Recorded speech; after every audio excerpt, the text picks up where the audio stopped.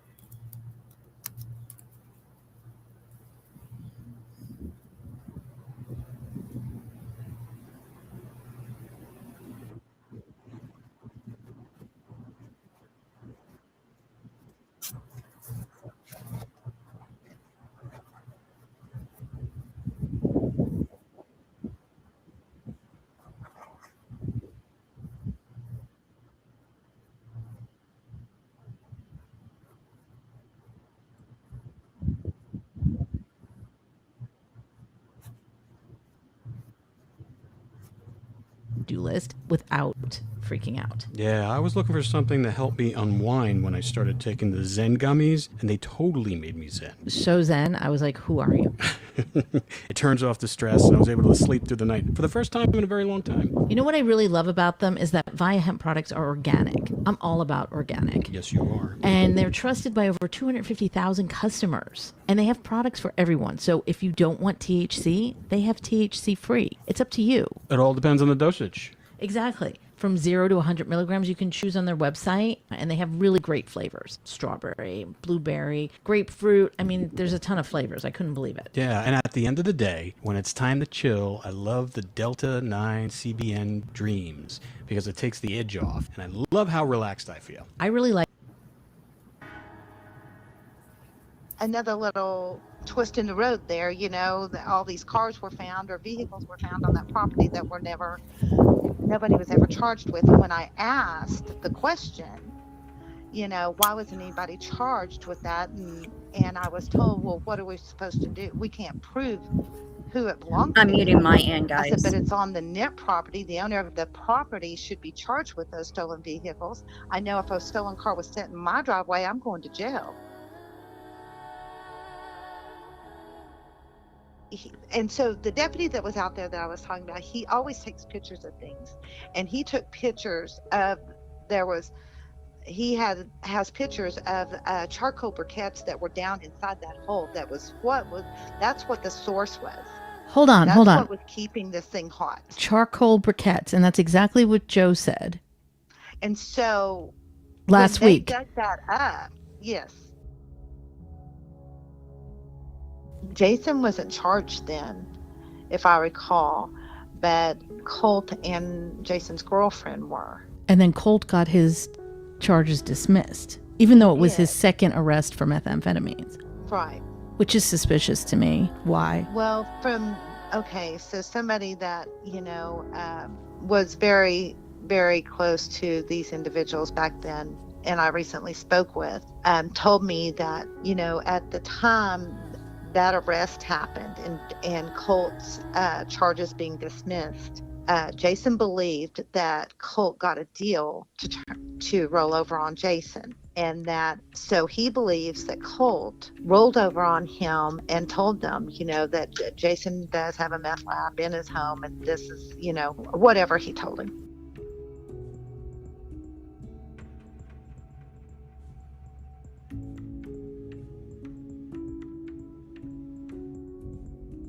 You are listening to Partners in True Crime.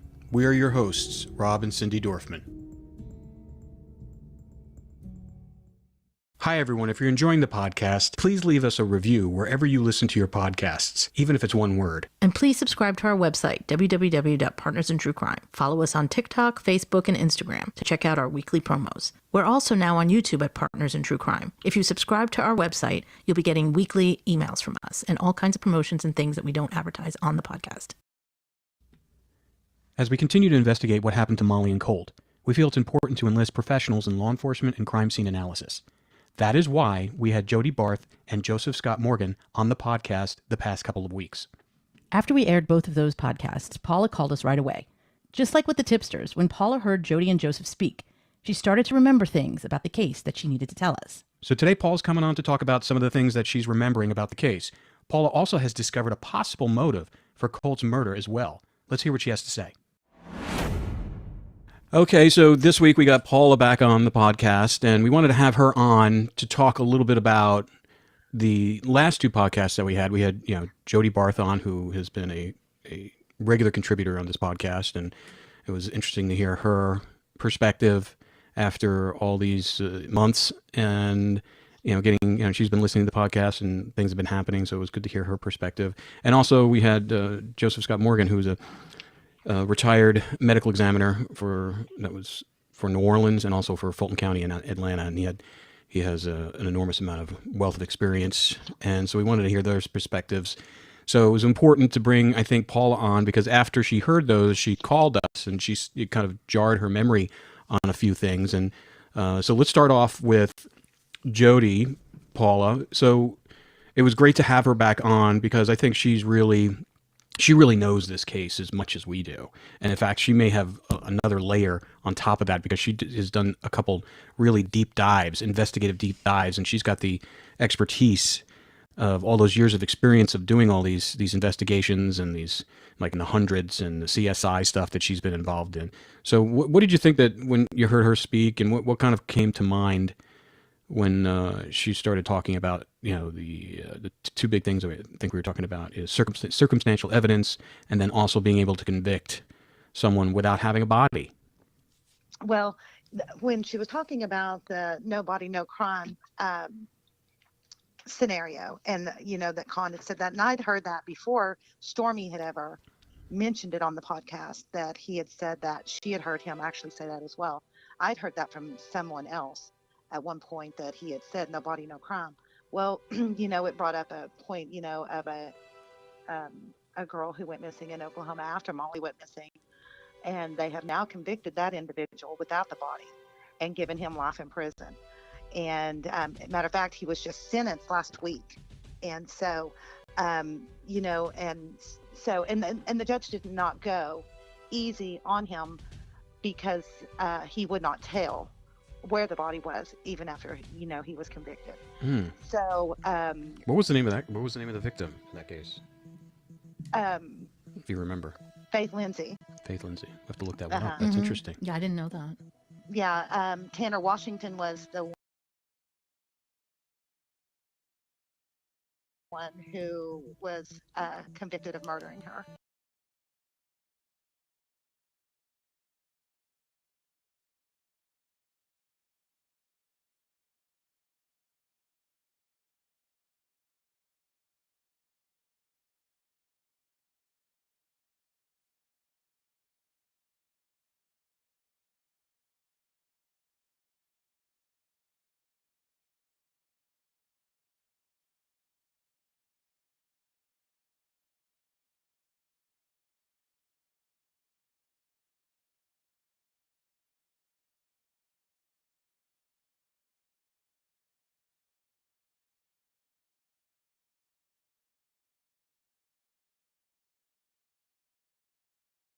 Give me a second, y'all. I hope the wind ain't too bad.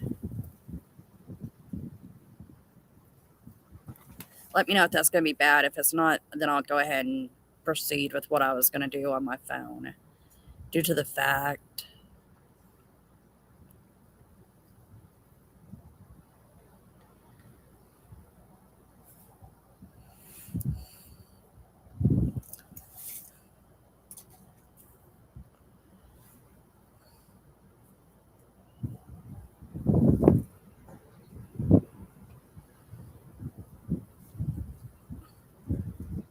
Here you guys go. Eating whatever he wants, never gaining a pound. Well, I'm stuck with the boring special and can't lose an ounce. How's your lunch, man? Amazing. Yours? So good. Oh, I'm so happy for you. Cool, buddy. Weight loss isn't fair, but Mochi Health is. The affordable GLP-1 source that can fix your frustration with food. So, same time next week? No, definitely. And your friends. Learn more at joinmochi.com. Mochi. She is Native American. Molly is Chickasaw Nation. Someone you grew up with has just vanished into thin air, and a lot of emotion. It's just not fair. Everybody knows everybody within these 2 counties. There's got to be someone else behind it that they're way more scared of that can get them out here or in jail. We're talking in jail about all the locations that they said they'd taken Molly's remains. If you want an answer, it's probably there.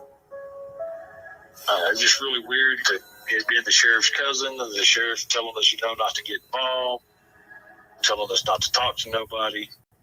I received information from a guy who claims he was there when everything happened to Molly and Colt. Everything inside me that this day was going to be the day that we found her. There was not a doubt in my mind. You're listening to Partners in True Crime. We're your hosts, Rob and Cindy Dorfman.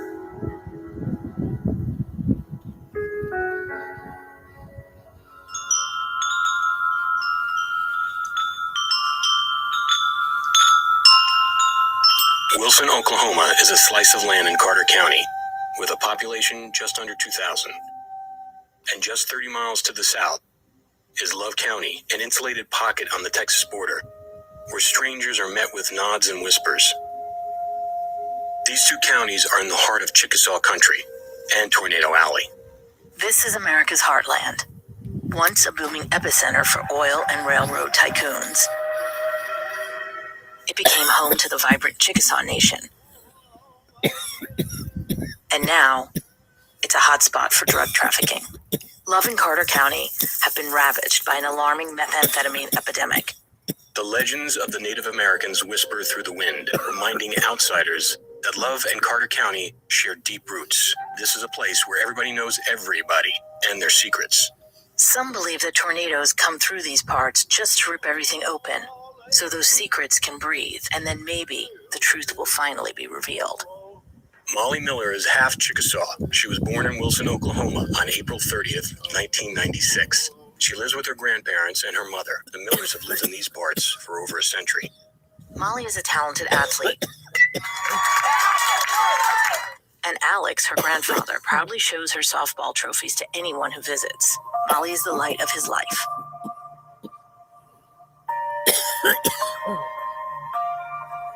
Everybody knows Molly. She's feisty, rebellious, and she has a reputation for speaking her mind. And sometimes this gets her into trouble. On June 28, 2013, Molly gets into a raging argument with her mother, Melissa. She takes off and goes to a friend's house. These blow-ups didn't usually last long. Molly would always come back in a few days and they would make up. But this time was different because Molly met a new guy and his name is Colt Haynes. Colt is older and good-looking, and Molly has a huge crush on him. The problem is Colt has some drama. He has a baby with another girl, and he has a reputation around town, getting into trouble with the law and all that. But Colt is only 22 years old, and he's still trying to figure life out. Sometimes he makes the wrong decisions, like with the drugs. But that's another story. Molly has been hanging out with him for the past week, And tonight they're going to party with another friend, Con Nip. Con Nip is just a spoiled 21-year-old kid who also lives with his grandparents, but he lives in Love County about 30 minutes from Molly. Con has a reputation for getting into trouble, but nothing ever seems to happen to him. The Nip family has long roots in Love County. They have also been there for over half a century. And they live in a compound deep in the woods surrounded by thousands of acres of land. There are lots of rumors about this family, but they have molded Love County, and everyone knows the Nips. Molly knows Con. In fact, she's even a distant cousin. But that's how things are here.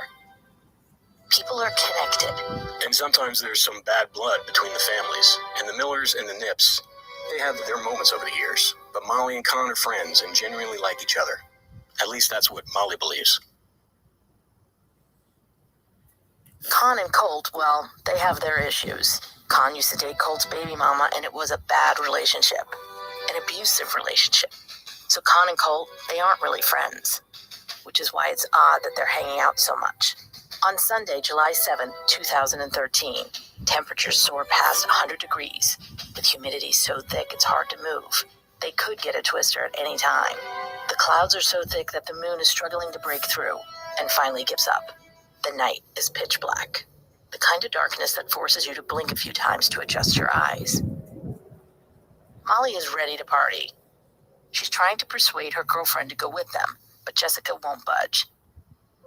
And she warns Molly not to go either. You know there's so much drama with Con and Colt, she reminds Molly. But this doesn't change Molly's mind. Instead, she grabs her purse and her phone and hops in the car with Con Nip and Colt Haynes. Around 10:30 p.m., Con makes a pit stop at a convenience store to pick up some beer. It's a simple decision that will change the course of their lives forever.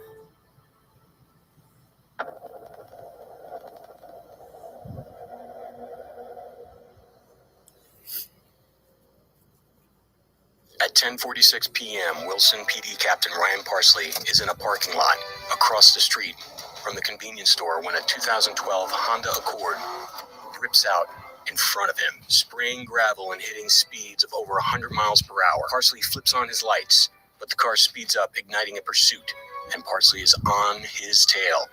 He calls Wilson PD for backup. July 7, 2013, 22, 42, 51.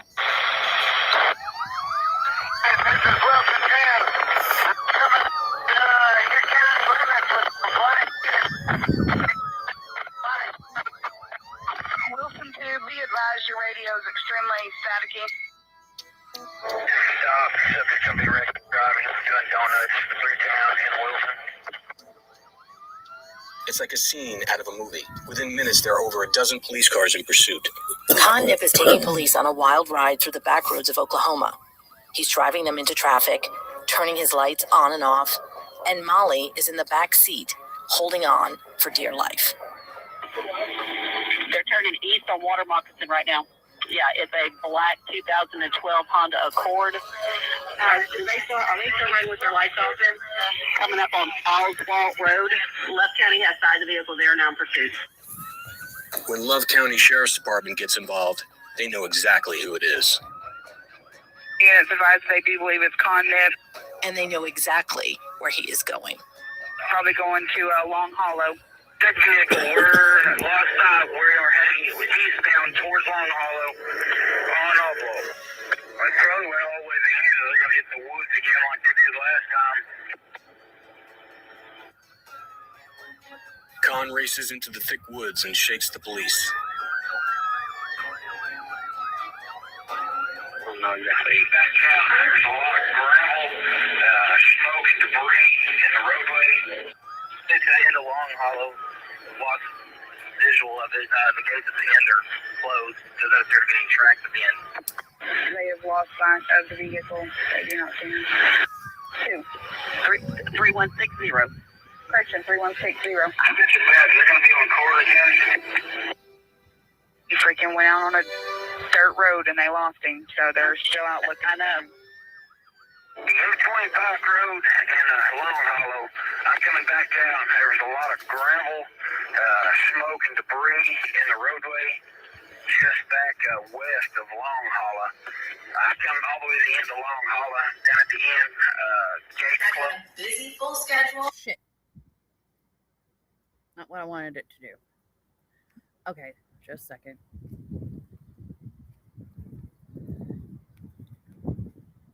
So I did not mean that. Chains on the fence, no fresh tracks. But like I said, in between Long Hollow and Pike Road, there was a whole bunch of smoke. I don't know if there was a driveway or something they may have taken up through there.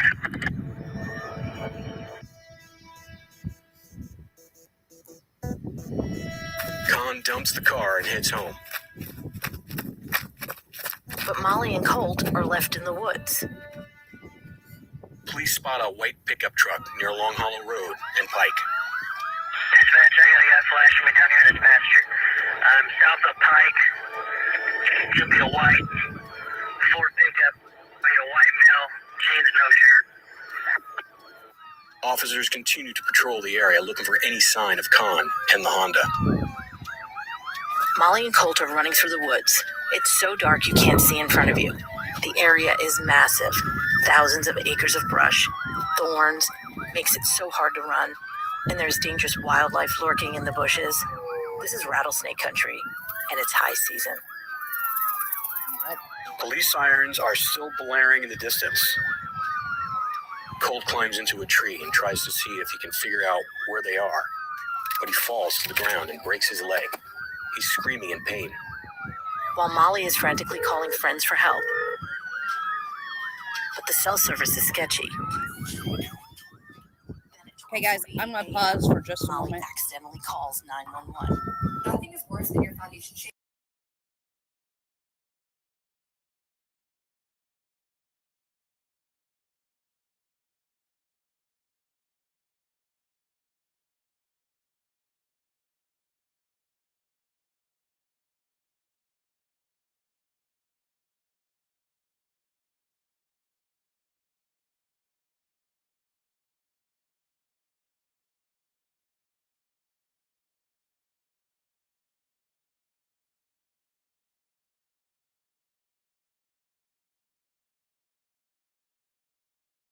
I'll be back when the ad's over.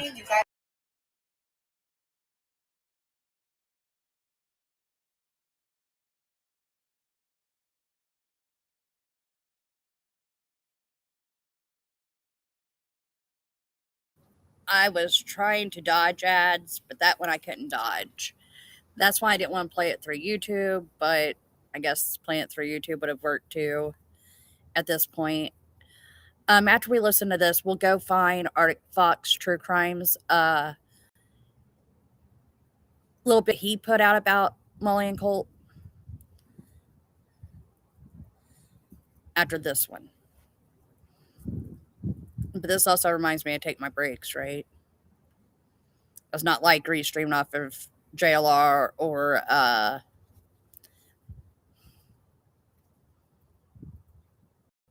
Icamel.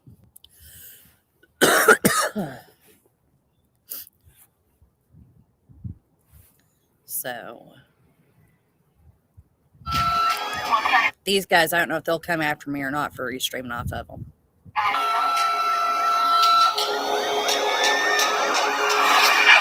She doesn't identify herself, and the operator has no idea that she is the person who was in the back seat of the car during the high-speed chase. And the operator doesn't know that Molly might be in danger. Finally, Colt gets through to his friend, Devin Johnson. I'm bleeding. I broke my leg. You gotta come get me. We need help. We are somewhere near Long Hollow Road. At 1:30 a.m., Wilson PD decides to call it a night, and they can't find the car. Molly knows these woods. She's spent time on Long Hollow Road. But in the dark, she's afraid she'll get lost, and she just won't leave Colt. Meanwhile, Molly and Colt's friends, Benita Long, Devin Johnson, Colby Turner, and Rob Nichols, take flashlights and four-wheelers and head into the woods. But it's like trying to find a needle in a haystack. After a few hours, they decide to go home and wait for first light.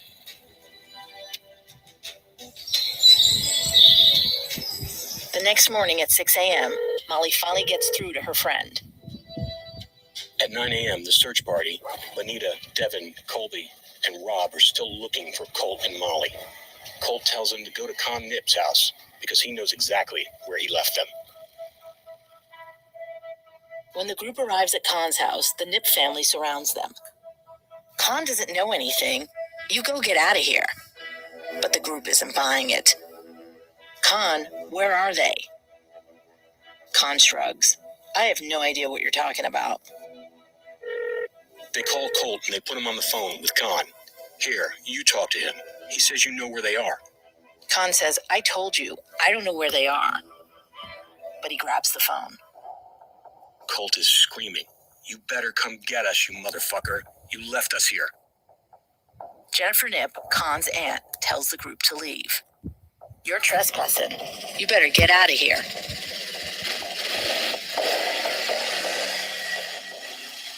At 9:30 a.m., Molly talks to another friend. The group heads back to the woods and continues the search. There are no more calls on either Molly or Colt's phone after 10 a.m. on July 8th, 2013. And Molly and Colt are never seen again.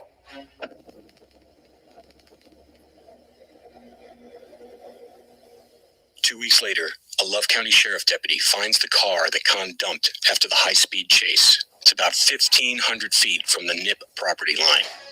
The Honda belongs to Sabrina Graham. Negative NCIC, owners, Sabrina Graham of Lone Grove. Sabrina is also Con Nip's girlfriend. She reported it stolen the night of the chase.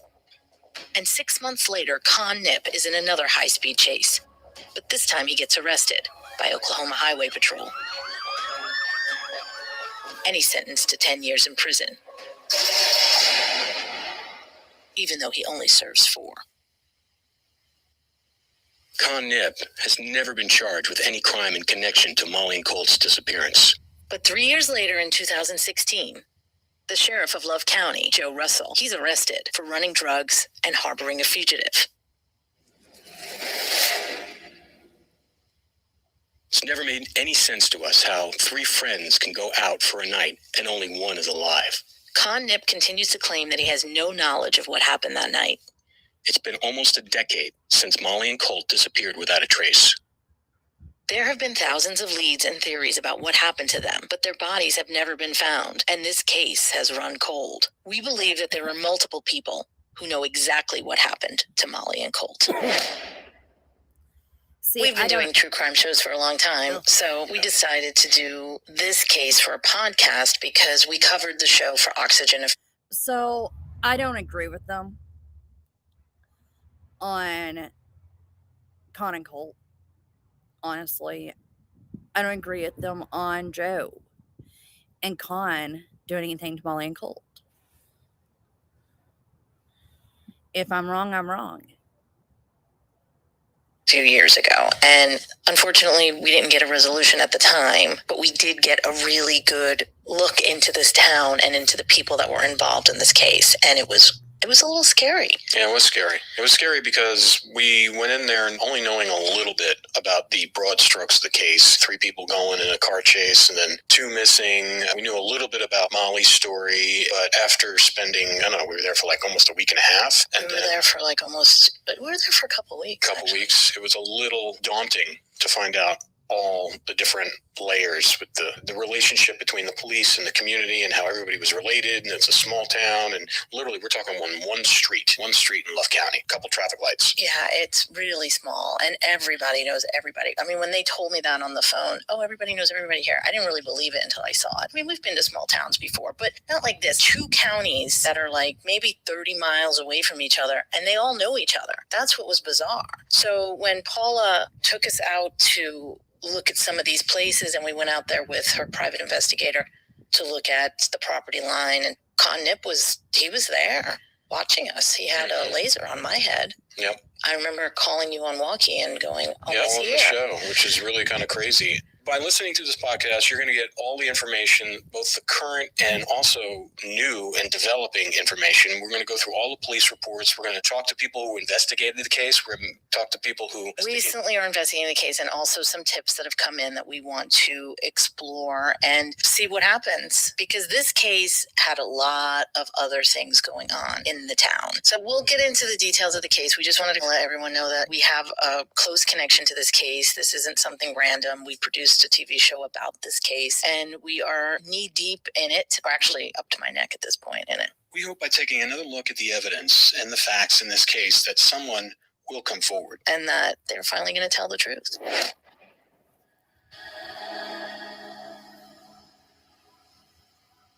In January 2021, Molly Miller was legally declared deceased by her family. A month later, Molly's grandfather, Alex, passed away from COVID without ever knowing what happened to his beloved granddaughter. It's heartbreaking to see a family destroyed like this. And Paula Fielder and her family, they were destroyed by this. Molly's grandfather, when we went to the house, he was the sweetest man. He brought us in and he showed us all of her trophies and all of her things.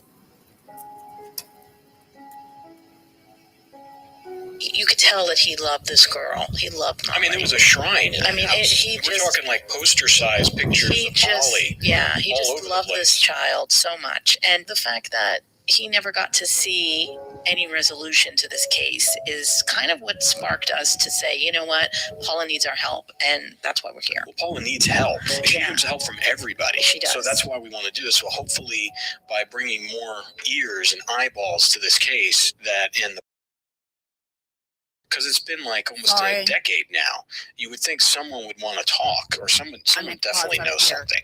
They, you know.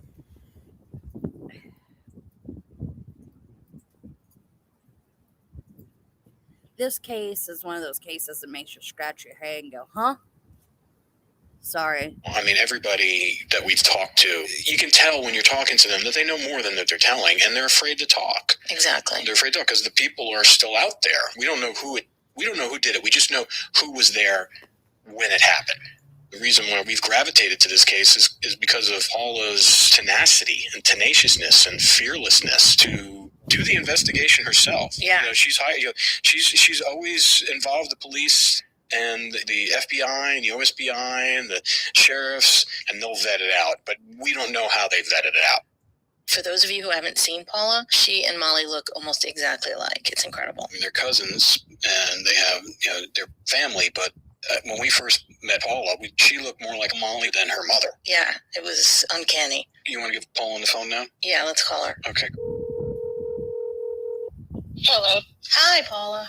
How are you? I'm good. Rob's with me here. Hey, Paula. How are you? I'm good.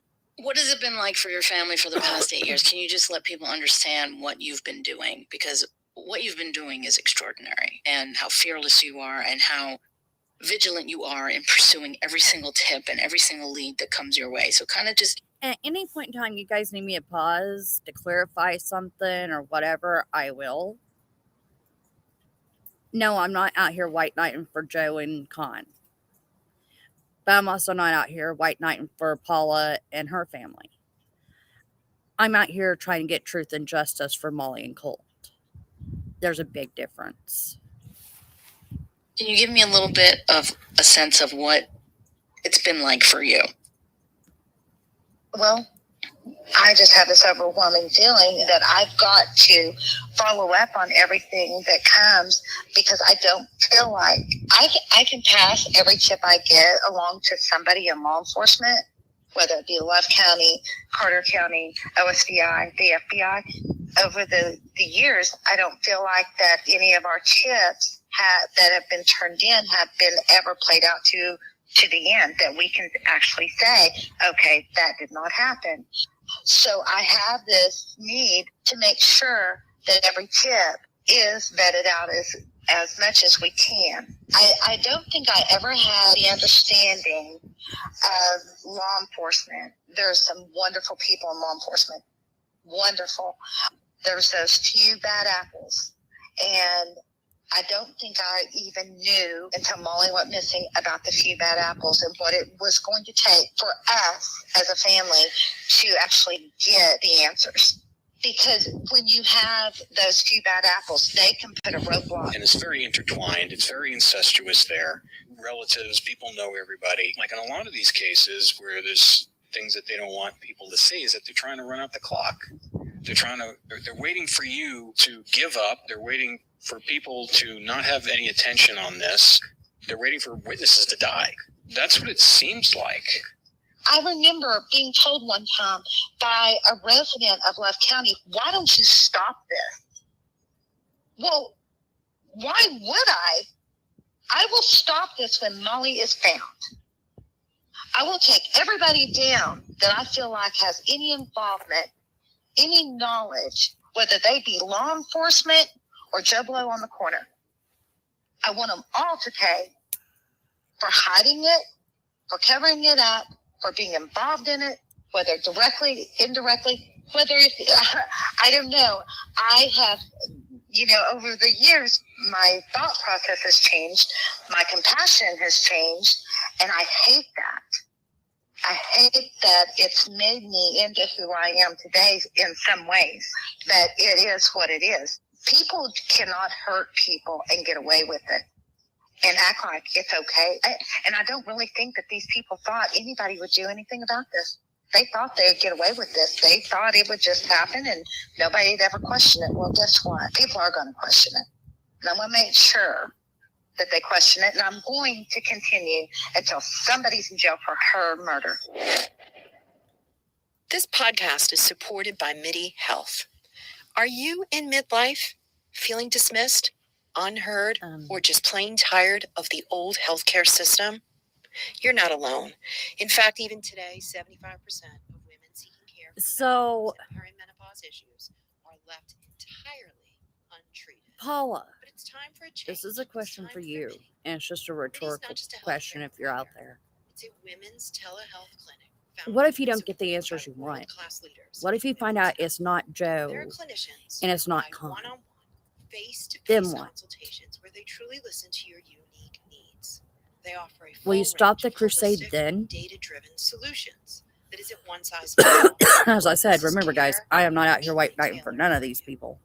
At MIDI, you will find that their mission is clear: to help all women thrive in midlife, giving them access to the health and I don't think deserve, because they believe midlife is they it is the beginning of your second act. Should be blaming some of these people though. Write your second act script. Today to book your personalized insurance covered virtual visit. That's joinmidi.com. MIDI, the care women deserve. Paula, can you take us back to the beginning and give us a picture of what kind of girl Molly was and what she was involved in, who she hung out with, and what her character was like, and what kind of young girl she was? She was just a fun-loving, carefree type person who enjoyed having fun. She was very athletic. She was very good at softball. She was just the type who would also, she would take up for people. She saw anybody being done wrong, she took up for that person, no matter who it was. And she was just an all-around great girl, honestly. So when this happened, how old was Molly? Molly was 17. And was she still in high school? Yes, she would have been going into her junior year. Paula, can you just tell us what was going on in Molly's life in the months leading up to her disappearance? In November, prior to her disappearance, her mother and I had actually spoke about her coming to stay with me. She was hanging out with the wrong people. She was kind of out of control a little bit. What her mother said to me was, she listens to you. We were going to do that. We actually talked about it. She was going to talk to Molly about it and get back with me. We kind of dropped the ball. Nothing was ever said about it after that. I think things probably started getting a little bit better, and, they thought everything was going to be fine. And then in May, prior to her disappearance, was the last time I saw her, and we were at a family reunion. She had poison ivy.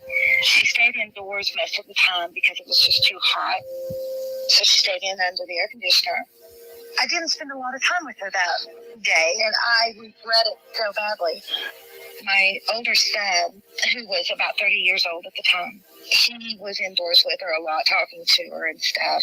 When we left that night to head home, and we lived about 2.5 hours from them, my son actually said to me, "Mom, we need to turn around and go back and get Molly." And I'm like, "Why?" And he said, "Because I just thought something bad was about to happen to her." At the time, he did not elaborate on why he thought that. He just said, I just feel like something bad's about to happen to her. Now, to be perfectly transparent, my son has been an addict himself. So he knew the signs. I think I was naive to the fact that Molly was into anything like she was into. And I don't know, like using drugs. I would have never thought that of Molly. But you know what? She got into a bad crowd. She was just trying to fit in. It doesn't make her a bad person. It wasn't until years later, after Molly was missing, that he actually told me about some of the conversations him and her were having when he was indoors with her. And that's what made him believe that she was just in with a very bad crowd and that we needed to try to get her out of the situation. But I didn't know that until years later. He didn't even tell me at the time Molly went missing. It took him years to tell me about some of the things. He knew she was using. At the time, they discussed it. And he was very open about his addiction, and he tried to talk to her about it and tell her where it was going to lead her. Which drug was she using at that time? Methamphetamine. We were in the process of moving into a new home at the time, and I told him once we get moved, I'll talk to her mom, and we will see what we can do. And of course, I dropped the ball, and I never followed through. Just a little over a month later, she's gone. There's a lot of regret, a lot of what ifs. So there's that. Do you think that's what keeps you going?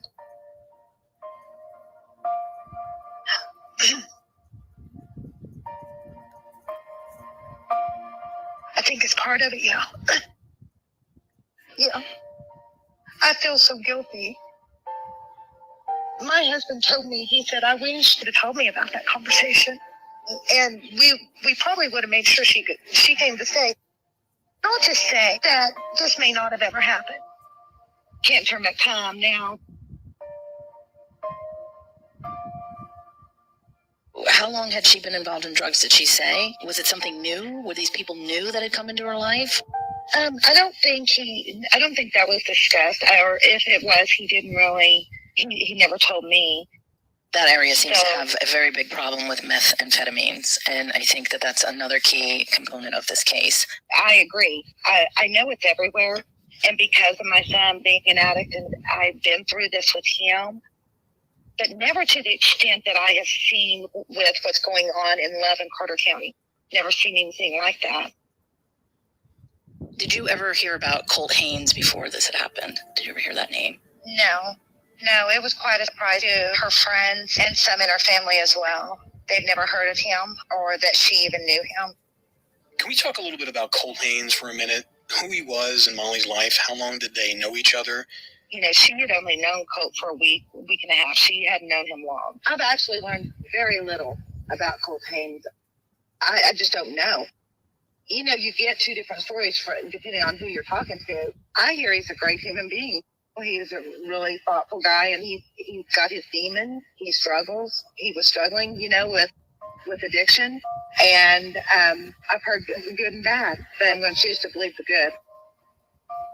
Katie Savage, for one, she said when things were good, things were good.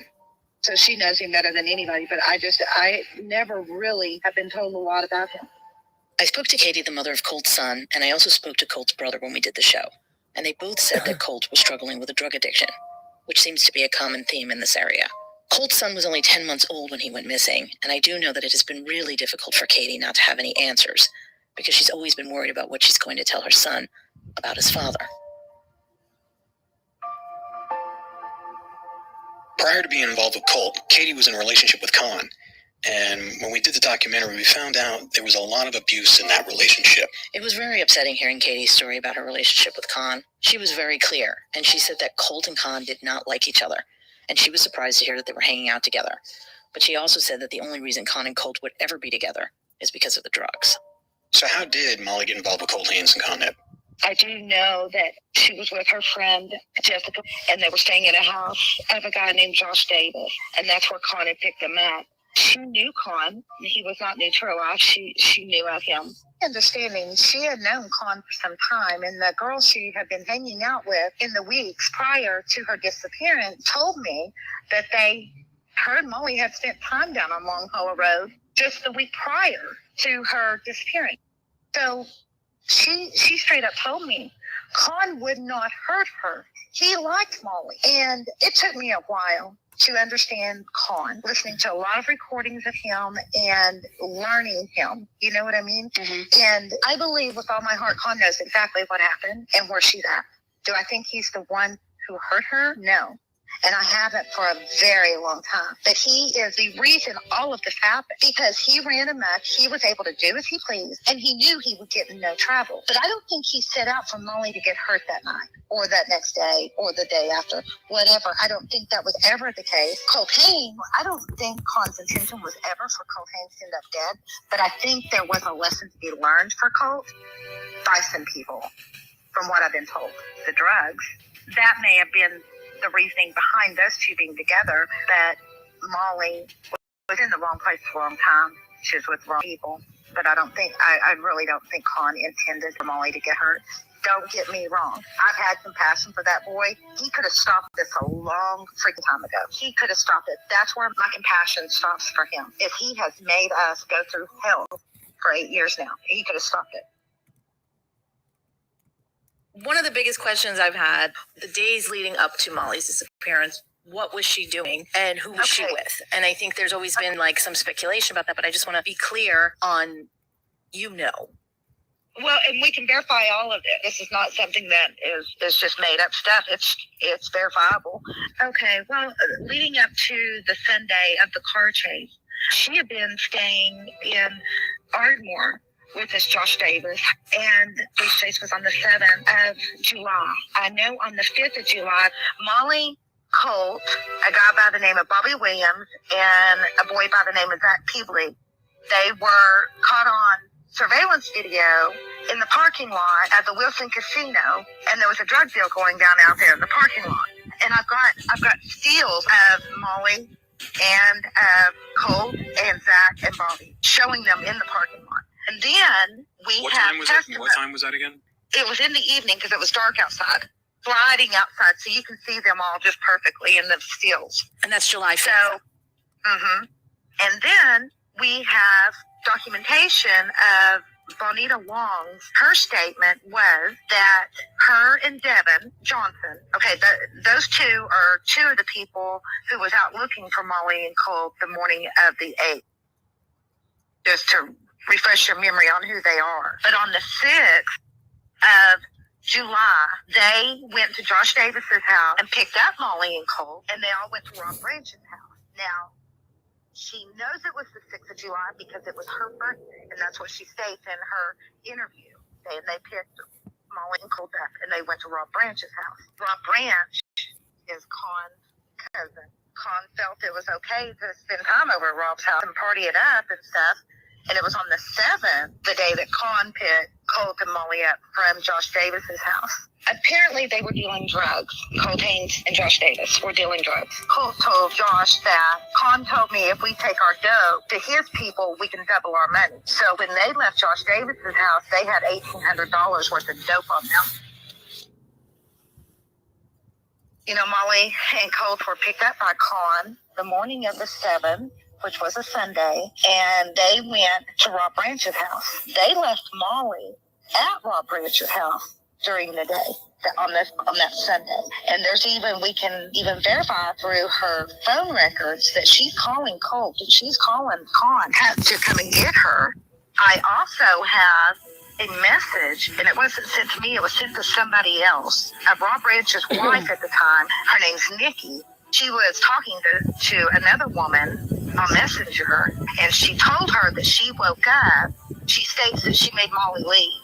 I have a feeling, and I don't know this to be 100% accurate, but I have a feeling because the story back then was Molly was at Rob Branch's house, and Nikki woke up. And at the time, Nikki was trying to get sober. And Nikki woke up and found Rob and Molly in the kitchen doing drugs. She got pissed, and she told Molly she had to leave. And I think that, I don't know this for certain, this is speculation on my part, but I think that is probably at the time when Molly started trying to get Colt and Con to come back and get her. And then they eventually did, of course, and then hence the police chase and that type of thing that went on after that.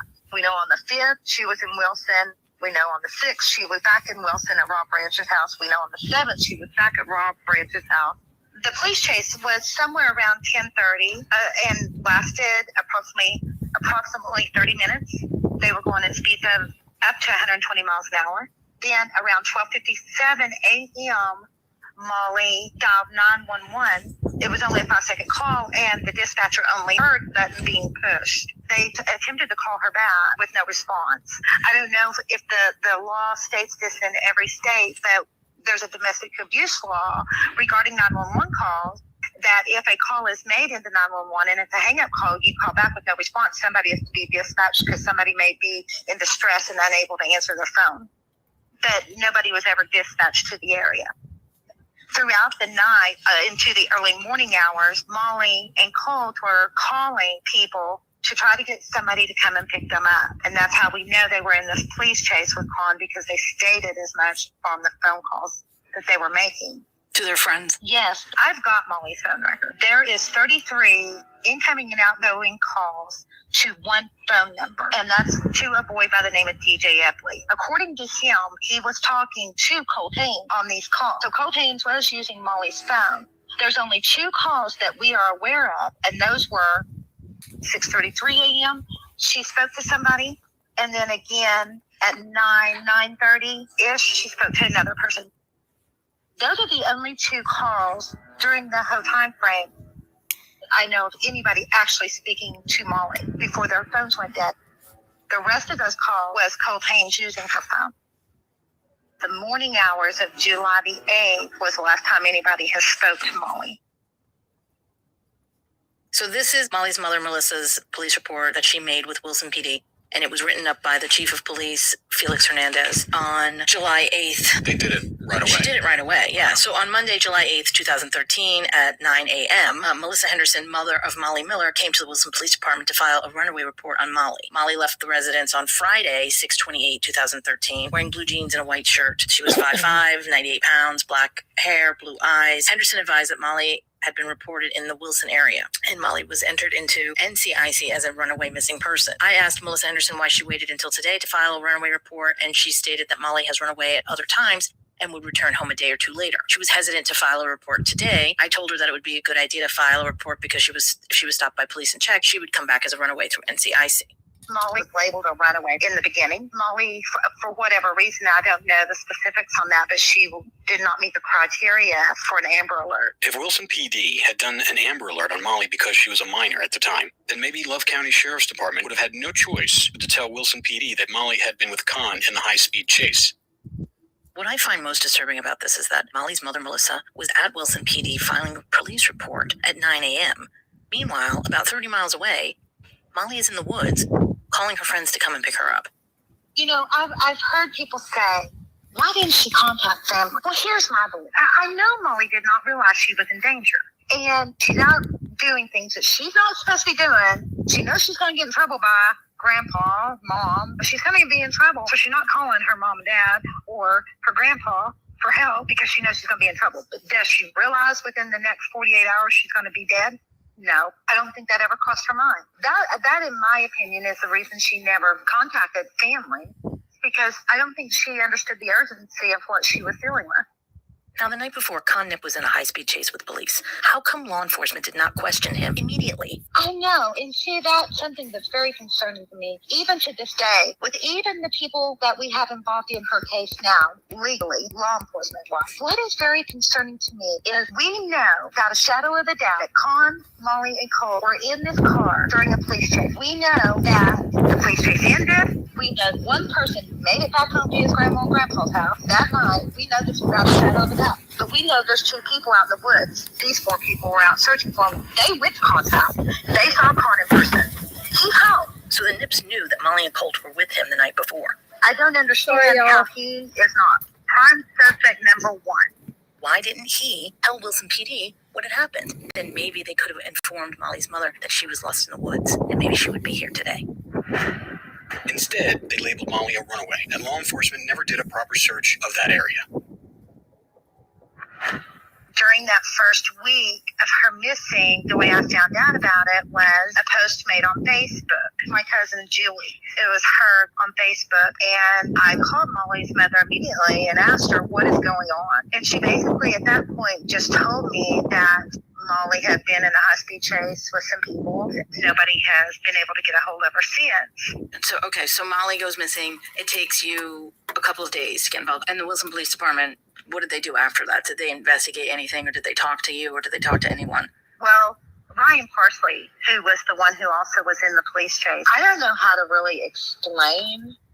I don't know how he was toward Melissa and Kevin, but I know I can say how he was toward me and my cousin and my sister, and he was very uncooperative.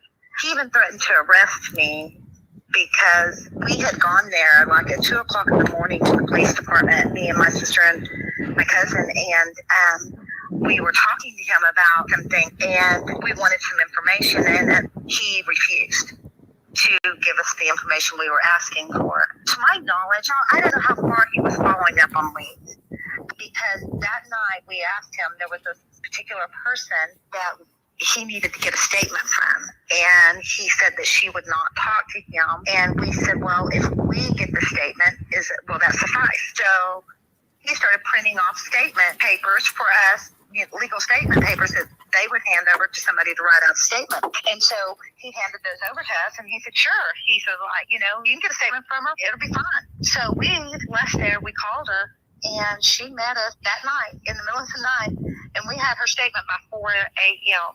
And I didn't feel like they were taking Molly's disappearance seriously. They knew Molly, and I think that they just thought that she would be home. I don't think that they thought she would never be home. And I'd heard that Ryan has had a very difficult time with what has transpired over the past several years because he did not take it seriously when it began. And had he taken it seriously, maybe we wouldn't be having this conversation today. Molly's mother, he also called the Love County Sheriff's Department. It was either on the 8th or the 9th to also make a missing person report there. And what happened when she did that with Love County? Well, the dispatcher that answered the phone listened to her, and I guess Joe Russell and a couple others were leaving the Sheriff's Department at the time this call came in. So she took the handset out there to the sheriff's truck and told him, I've got Molly Miller's mother on the phone, and she's wanting to make a missing person report. And he said that he is not willing to take that report, and that's Carter County's problem. I'm not surprised that he said that he wouldn't take a police report when Molly's mother asked, because when we went there and we were pursuing a conversation with him, he said, F the family. Yeah, he didn't care about the family. I mean, we were in shock. We couldn't believe that he said that. I mean, that's and he said it to a stranger. Yeah, just F the family, don't care. I mean, how do you be so cold and so callous about this? It's astonishing. Joe Russell was the sheriff of Love County when Molly went missing, and this case, Molly and Colt's disappearance, turned a huge light on the corruption in the police department there. Joe Russell was arrested in 2016, and he did go before the grand jury. Paula, you saw the grand jury transcripts of Joe Russell's trial. Can you share what they said with us? Okay, the transcripts that have come out in the federal grand jury that Joe Russell was maintaining a meth house at his home. His adult son was living with him. They were selling meth out of this house. His son was allowed to drive his sheriff official vehicle to sell drugs and deliver drugs. Joe Russell would go to the river, according to this transcript, and pick up bikini-clad girls. He would arrest them. They're leaving there thinking they're going to jail. They're being brought back to his house, and they are being drugged and made to dance for them, for him and his son and whoever else I'm assuming is in the home at the time that all of this is going on. And what's Joe Russell's relationship to Con Nip? They are cousins. Hey, Mom. Can you tell me, though, a little bit about when Carter County had gone to Long Hollow Road, that in the first week after Molly went missing? Okay. Yeah, it was actually 2 days after she went missing. The Carter County Sheriff's Department, the adjacent county, there was a report that came in, or a tip that came in, that Molly was tied to a tree at the end of Long Hollow Road. Molly's uncle also received this information and he went to Long Hollow Road as well. It was the undersheriff and a couple of other deputies that went there. When they got to Long Hollow Road, the end of Long Hollow Road was being blocked off by the Love County Undersheriff, Harvey, and the Chief of Police of Wilson, Felix Hernandez. They were told at that time that everything was fine. Joe Russell's down there checking it out. Con's just down there babysitting his nephew. But we have this other tip over here in North Love County. Let's go over here and check that out. So nobody ever on that tip checked it out for themselves other than Love County. And the cousin, the sheriff, is the one down there checking this out. Joe Russell. If Molly's down there tied to a tree, the others were led off to this other location that they went to check out. I do air quote every time I say that. It's never been determined by anybody other than Joe Russell, somebody we cannot trust, if she was actually down there tied to a tree that day. And with his reputation of picking up girls and bringing them back to his house and keeping them prisoner, it wouldn't be too far off to say that Molly was probably tied to a tree down there.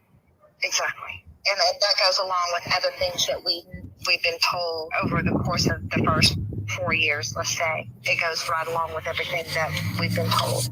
Which is?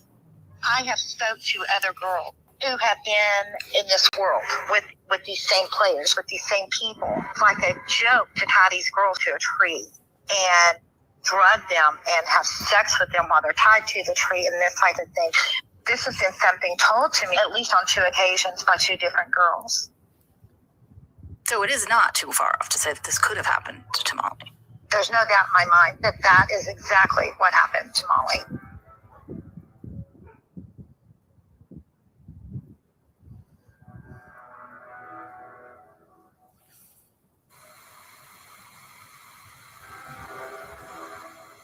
So, Paula, when did you actually go down to Love County to see for yourself what was going on? On July the 17th, Molly's mother and another one of our cousins called me, and Molly's mom was just distraught and screaming into the phone, "They hurt my baby, they hurt my baby, they hurt my baby." And I'm like, "What do you mean they hurt your baby?" I said, do you know something? She said, "No, I just know that they did, and I need you here." We lived over 2 hours away. So the next morning, my sister and I got up. We drove straight to Love County, and we've never lived there. We knew nothing about it. So we just drove there and went straight to Oswald and Long Hollow Road. And we drove around Long Hollow Road, and then we just parked. And we walked on both sides of the road. From Long Hollow, it was where we began, and we just started walking west. Con, he lived on Long Hollow Road with his grandparents. So when you got to Long Hollow Road, did you try to talk to Con? No, we weren't from the area. We didn't know exactly the players involved at that point. My sister and I aren't.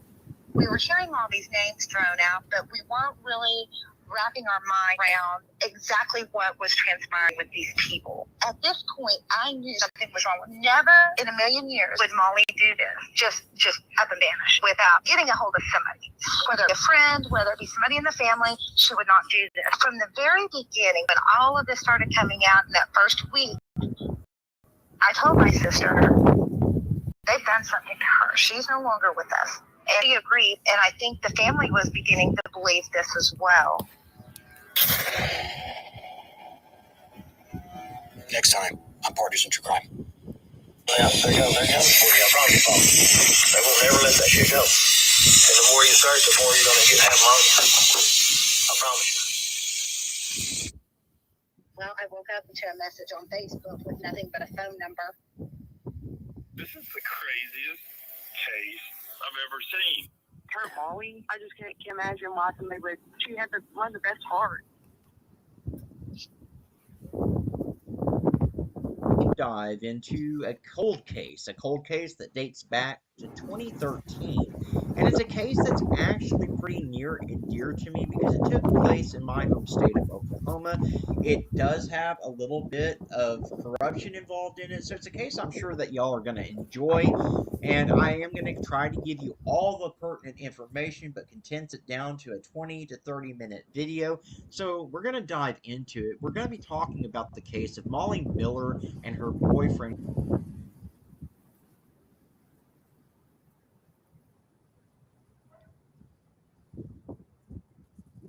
Colt Hayes, who disappeared on July the 7th of 2013 from Wilson, Oklahoma.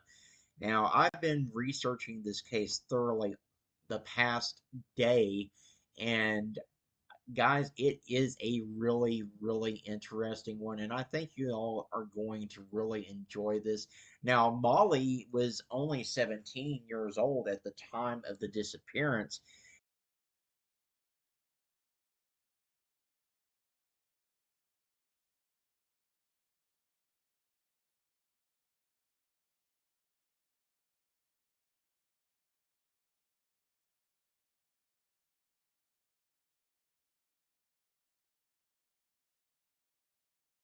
She was 5'5" and weighed a mere 95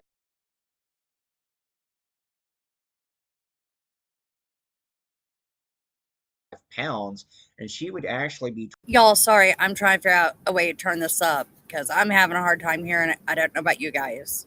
26 years old today. She was last seen wearing a white t-shirt, jeans, and black Nike sneakers with a pink emblem. She is Caucasian and Native American with brown hair and blue eyes, and Molly's hair was dyed black at the time of her disappearance. Her lower lip is pierced on the right side, and she has a tattoo of a star on her hip. Now, her boyfriend, Colt, he was 21 years old at the time that this occurred, and he would actually be 30 years old today. Okay, I gotta correct something on Colt. Colt is not her boyfriend. They were not seeing each other. He was 5'11" tall. He was between 5'11" and 6 foot, and he weighed between 180 and 190 pounds. There is a possibility that he was wearing a gray metal ring on his left ring finger. He is a Caucasian male with brown hair and blue eyes. He had a goatee at the time of his disappearance. He has the following tattoos: the letters CMFH on his forearm, a swastika on the back of his right calf, a Colt 45 gun on his upper abdomen, and a banner reading Ride or Die on his upper chest. Now, the details of this case are very involved, and like I said, I do want to give you as much information as possible, but I I know some of you don't like extremely long videos, so like I said, I'll try to keep it between 20 and 30 minutes. Molly and her boyfriend Colt Hayes, they disappeared from Wilson, Hey, Oklahoma Eric, if you're listening, on you need to July turn the up the 7th of volume on your stuff. 2013. I don't know what's going on. On the evening of July 7th, they were riding in a 2012 Honda Accord driven by 21-year-old James Con Nip, and he goes by his middle name, Con. Let's see here, they were driving recklessly and throwing rocks at marked police cars, and at 10:30 p.m., when a police car attempted to pull them over, the vehicle sped off and a chase ensued. The Honda, which reached speeds of up to 120 miles per hour, went over the county line into Love County, and that county's officers joined the pursuit, but eventually the police lost them in the vicinity of Long Hollow Road, which is a dead end road.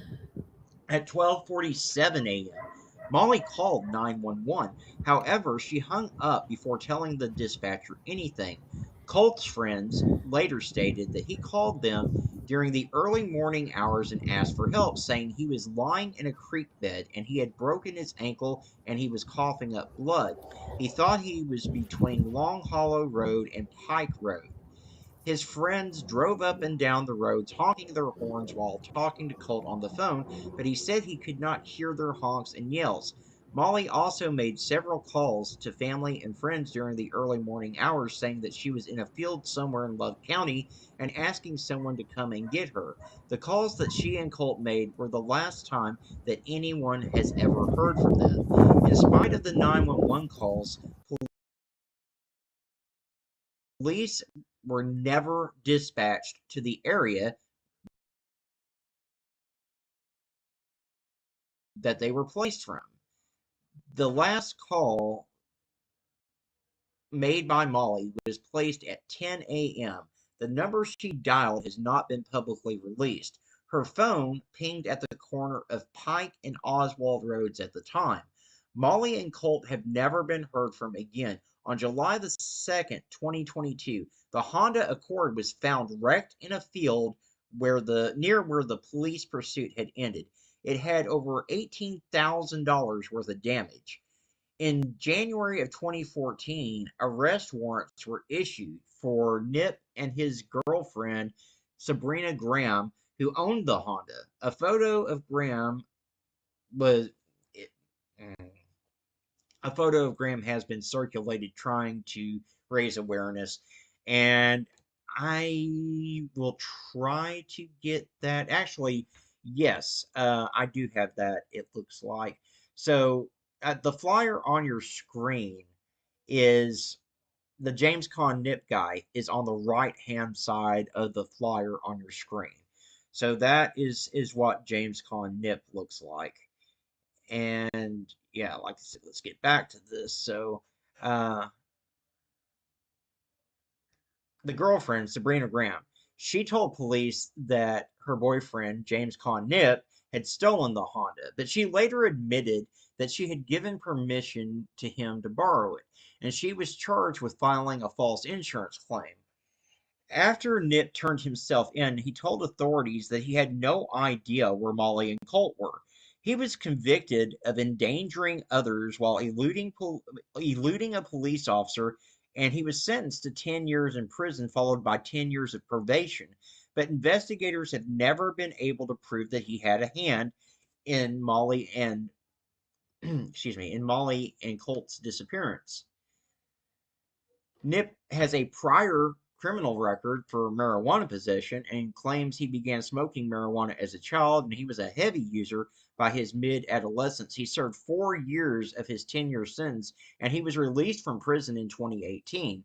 Colt also does have a record. In 2011, he was charged with endeavoring to manufacture methamphetamine and admitted to using methamphetamine and marijuana. He was allowed into a deferred sentencing program, but his probation officer asked that he be returned to court because he made no progress in the program and continued to associate with known criminals. A bench warrant was issued for his arrest on July the 18th, but by then he had disappeared. Colt left behind an infant son. He had gotten involved with drugs during his teenage years, and his sister stated that he used drugs sporadically and would stay away from home when he used them, but he always kept in touch to let people know he was safe. Molly was a high school junior at the time of her disappearance. She was attending a vocational high school, hoping to become a nurse, and had a part time job.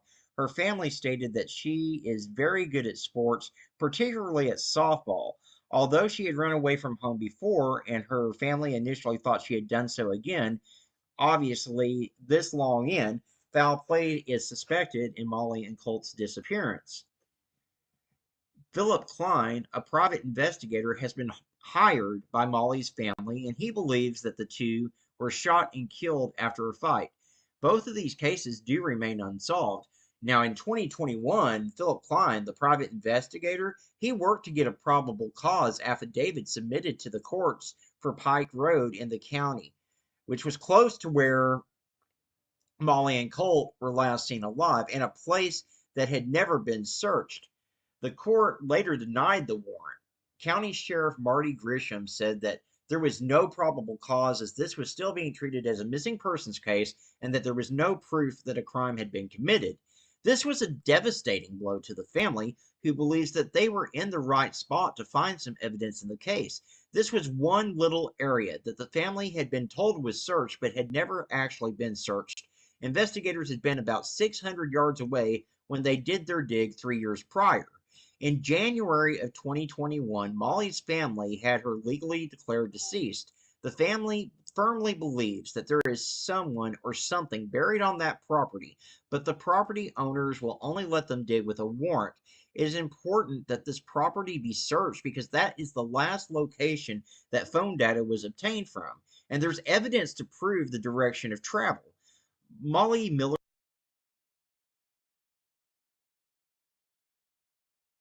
cousin, Paula Fielder, said that she believes that all the agencies involved involved in the case now are working together, but she wishes that that would have happened years ago. The car that Colt was driving, as I stated earlier, was found in a field 2 weeks after the disappearance. Had an investigation been done properly, they would have found the car much sooner, and they may have found information regarding Molly and Colt. The sheriff at the time, Joe Russell, has been connected to several scandals, including $23,000 stolen from the evidence locker from his son in law, and his son being involved in a hostage situation. An official search for Molly and Colt has never really been done. These teenagers have a family and friends, and they want them home. Well, they're not teenagers anymore. They're asking that anyone with information come forward. Con was the last one to see them alive, and he has to know something. And, you know, I'm with the family on this one. Now, I'm going to say that this Con guy, and honestly, the Colt dude, just both of them seemed like bad news. And Molly seemed like a pretty on track kind of girl. She was wanting to become a nurse and all that. I do not understand what she was doing hanging around with Colt and with the Con dude, because it just doesn't make any sense to me. On the 7-year anniversary of the case, the FBI finally opened an investigation. Anyone with information on the case is urged to contact the Oklahoma Highway Patrol at 580-223-8800, the Carter County Sheriff's Office at 580-223-6014, or the OSBI at 800-588-8017. Now, there is a reward being offered for any lead that leads to the location of Molly and Colt. Now, I am going to say something here. You also, if anyone comes across this and you think you know where these two are at, these two, you can also call the BIA or the Light Horse Police Department and tell them, hey, I've got a tip. If you have any information, you need to share that. I know someone out there has information on this case, because this Con guy, he's not a real bright bulb, if you know what I mean. I know he's probably opened his mouth or spouted off or bragged to someone about this case. So someone out there has information, and it's just a matter of them coming forward. And I urge all of you that are watching the video tonight to give the video a like, because it will help the YouTube algorithm. It will help more people to see this case. And the more people that see the case, obviously, the better the chances of the case being solved and the family finally getting some justice after this long period of time. It's been way too long. It's been 9 years. So, what I want y'all to do is to give the video a like. Obviously, you know, if you're not subscribed yet, I'd really appreciate it if you click that red subscribe button. It really would mean a lot to me, and it does help the channel. And if you ring the notification bell, you'll always be alerted when I post another missing persons video. But quite frankly, the most important thing that I need for y'all to do is to click that share button. Share this to your Facebook, your Twitter, your Instagram, wherever you have social media.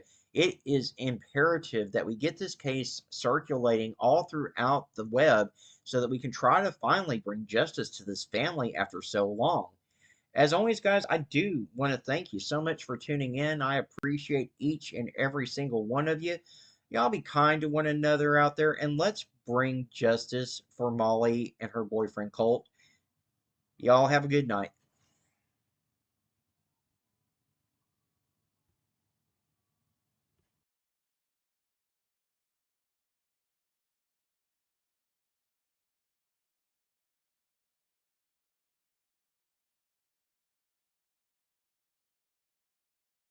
Sorry about that. I had to go take care of something.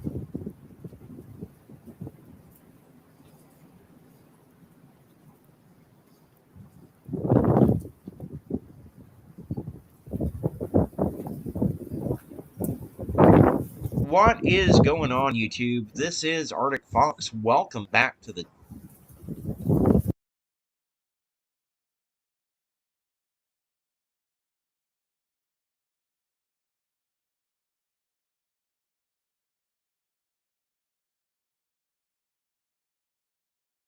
channel. Today, we are going to be doing a little bit of an update in the missing persons case of Molly Miller and Colt Haynes, who went missing after a car chase in Wilson, Oklahoma, almost 9.5 years ago. But despite that time that's passed, their families are still actively searching for the truth and working to bring the two home. Now, they had been planning for months to search Battle Springs Ranch, where Moxley Pond is. And that pond has been the subject of some cadaver dog hits that Toby Thomas, the owner of that property, recently did, according to Rob Dorfman. Rob and his wife, Cindy Dorfman, have been exploring the disappearance of Molly Miller and Colt Haynes through their podcast, Partners in Crime, over the past year. And they've been very dedicated to bringing coverage to the case. 17-year-old Molly Miller and 22-year-old Colt Haynes have not been seen since the summer of 2013 after a car chase with the Wilson police. James Con Nip was driving the car that Miller and Haynes were in and drove off the road and into the woods near Oswald and Long Hollow Roads in Love County. Nip was prosecuted for the chase, but no one has ever been charged in the disappearance of Molly Miller and Colt Haynes. And that is why they have been wanting to search the pond for years. So, together with Molly's cousin, Paula Fielder, and the landowner, a former FBI agent, and a CSI technician, they started digging just after Thanksgiving. They spent 2 days at that pond and created an excavation type of environment, according to Rob. They had sifting screens and stuff like that, and people with rakes, and this gigantic backhoe was dumping gingerly just tons of dirt in front of the excavation crew. They pumped all the water out of that hole, and it took like 40 minutes, according to Rob and Cindy. What they found is what they believe to be a tongue. And I want to interject here, okay? Because, again, we've got to remember that Molly and Colt have been missing for 9.5 years. 9.5 years, hot Oklahoma summers, okay? Decomposition would have eaten that tongue up within 9.5 years, guys. There is no way, even if they found a tongue out there, there's no way, in my opinion, that that tongue would possibly be connected to Molly and Colt's case. Between the decomposition and the type of wildlife environment that you've got in Oklahoma, there would be nothing left of either of their tongues or bodies except for skeletal remains at this point. They did bring a medical examiner out, but days later, tests showed the finding to be a type of fungi. Imagine that, because again, there would be no tongue out there after all these years. They said that the components of the fungi are very similar to humans. Just when you look at it under a microscope, it was an easy mistake to make, but it's not stopped the team from wanting to see what is in that hole. They also brought in more cadaver dogs for the dig, and the dogs did hit within 5 to 10 minutes of being in that same spot where all the dogs had hit prior to this. So they believe there is something in there now. The question remains, is it Molly and Colt? And they really don't know. The Bureau of Indian Affairs is now on the case, which is a good thing. We need answers after all this time. I'm a native Oklahoman, and this is one of the cases that has really just stuck in my craw for years. So the Bureau of Indian Affairs is now the lead agency on the case, and that's huge. And it's a huge sense of relief for the family and everyone that's been involved in this case, just knowing that they are now looking into it. They're already at it. They're investigating new tips and past tips that have come along over the previous years. So there is progress being made on Molly and Colt's case. Again, hopefully the Bureau of Indian Affairs can shed some new light on it. It seems to me that they are probably going to do more than the local law enforcement there in Wilson, Oklahoma has in the 9.5 years that they've had to solve the case. Because for those of us that are from that area, we can tell you how lackluster the investigation into Molly and Colt has been. The family's never been satisfied with it. And, in my opinion, James Knipp, who was driving that car when Molly and Colt went missing, he should have been arrested long ago. He's a very sketch person, not just set aside his connection to Molly and Colt's disappearance. He's got a very sketchy history and a past, and I've done a previous video on Molly and Colt's disappearance. It's in my playlist if you'd like to look at it, where we go into their disappearance in detail and everything. So, I'm going to wrap this video up. I really want to thank everyone for tuning in and watching. Let's pray that there is new light shed on this case and that the Bureau of Indian Affairs is finally able to solve this disappearance and bring closure to Molly and Colt's families after all these years. As always, thank you so much for tuning in. I appreciate each and every single one of you. Y'all be kind to one.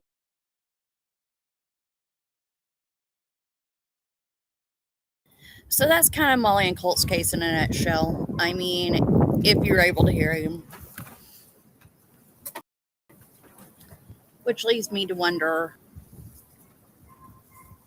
and ask it to questions. But I know it's windy here, and I know I'm fighting to talk over the wind.